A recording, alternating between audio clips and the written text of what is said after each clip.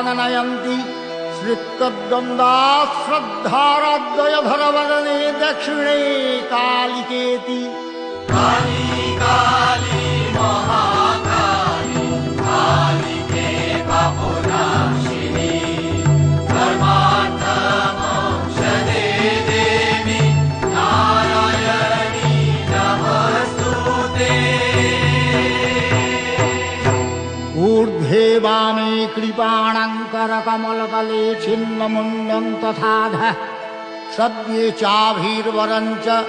त्रिजगदघहरे दक्षिणे कालिकेति जप्तैतन्नाम जेवा तव मनुविभवं भावयन्त्येतदम्ब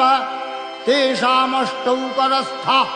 प्रकटितवदने सिद्धयस्त्रम्बकस्य